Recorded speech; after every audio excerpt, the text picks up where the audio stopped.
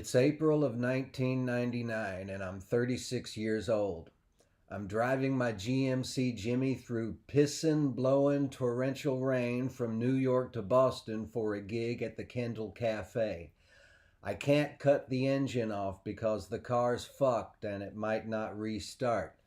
I fill up at gas stations with the engine running. Oh, and there's also a hole in the back window. It's patched up with duct tape, but the rain is seeping in all around it. This is near the end of a tour that started bad and has gotten worse. I'm paired up with Australian singer-songwriter Stephen Camden. The gigs were in good rooms, but we haven't been drawing shit for audiences. I think the booking agent and manager might have put stars into Stephen's eyes, that the gigs were going to be great and that the USA was ready for Stephen Camden. And now, 3 weeks later, he's feeling like he's been sold a bill of goods. Me? I'm stoned. All the time. It's the only way to deal with it. The Jimmy had quit the day before in Brooklyn, where I'd bunked up in Park Slope with Scott McClatchy, who plays with Top 10 some, and his wife Laura. I put my key in the ignition and nothing happened. Thus began the litany of finding a tow truck and a mechanic in the cruelest city of the world.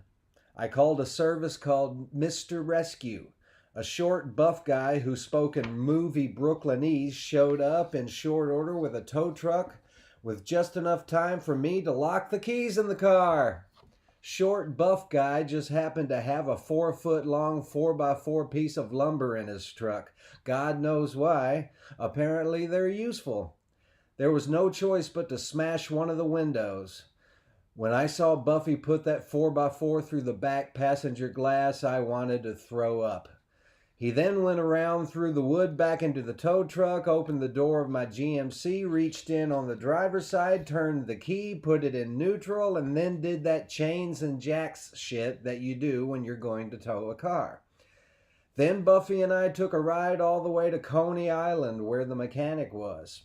I left the GMC there, took a cab back to Scott and Laura's in Brooklyn, and somehow, in my completely freaked out state, managed to make the gig in Manhattan that night at the Lakeside Lounge and drink prodigious amounts of Maker's Mark.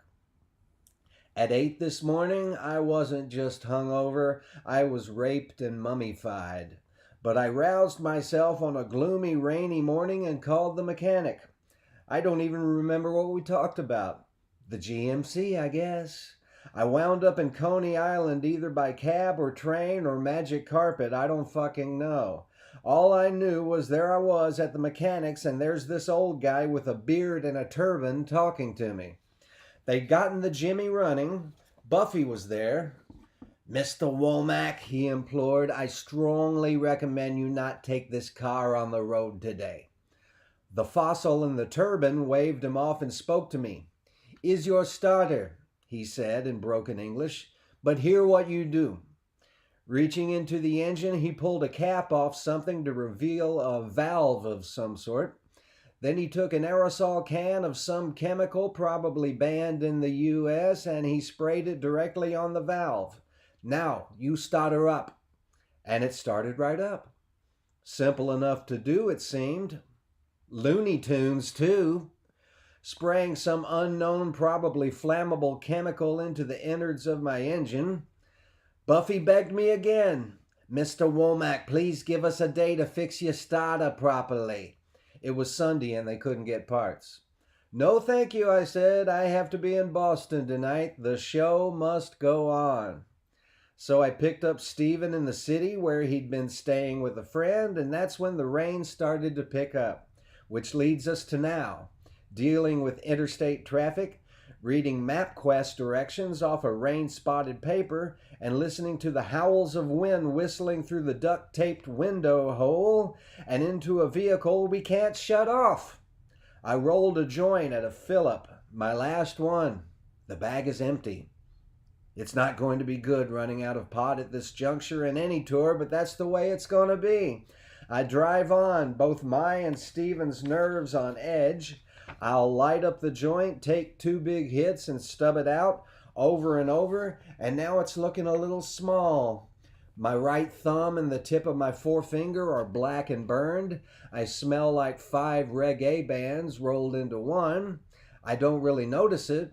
It's just how everything smells around me all the time. The rain doesn't let up. We don't get any brief lighter spells. We just get buckets and buckets. It keeps coming. We hit Boston. And that's when I discover that the MapQuest directions have been composed by an autistic gibbon. We find ourselves in Cambridge like the directions say, with one last turn to make before the Charles River. Trouble is, there is no last turn before the river. We cross the river on the long bridge 3 times in search for that left turn, and my blood is beginning to boil. These are the days without smartphones or GPS. All I have is this wet piece of paper, and it's getting close to showtime. For an hour, we drive around Cambridge looking for any left turn that might be the right one. We find a convenience store, and outside it, a payphone. It's piss-pouring rain as I pull the Jimmy up as close to the phone as I can get. Cupping the number of the club on a piece of paper in my hand, I hunch my shoulders and exit the driver's side door. I'm instantly drenched. I leap to the phone with my number and a quarter at the ready, pick up the receiver, and it falls apart in my hands into 3 pieces that hang down loose on the phone cable. This is not happening. God, what are you doing to me here? I get back in the driver's seat wetter than water itself, and I start punching the dashboard with my fist over and over. I punch that dashboard until I'm tired, and Stephen is getting seriously frightened of me. Long story short, we find the club, but not in time to play.